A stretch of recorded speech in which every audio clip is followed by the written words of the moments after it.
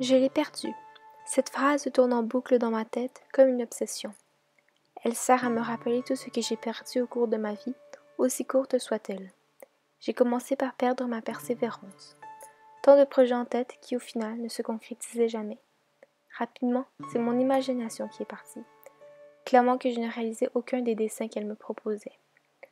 La joie m'a fait la bise, m'annonçant qu'elle partait en voyage.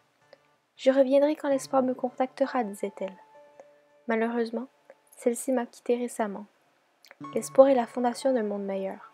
Sans elle, rien n'est possible. Hier encore, j'étais seule avec ma vie. Assise autour d'une grande table vide, l'appétit ayant déserté le premier, je ne mangeais point.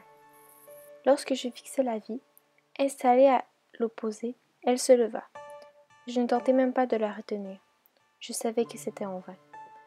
N'ayant plus aucune émotion, le regard que je lançai à ma plus vieille amie se voulait froid et vide. Étant laissée seule avec moi-même, je compris que la mort était en chemin, qu'elle ne tarderait pas à venir me chercher. Toutes les lumières qui avaient jadis illuminé mes yeux étaient désormais éteintes. Le froid me rongeait les entrailles, mais mon corps ne se plaignait pas, totalement indifférent à ce qui lui arrivait. Lorsque mon cœur comprit que ses efforts étaient inutiles, il cessa de se battre.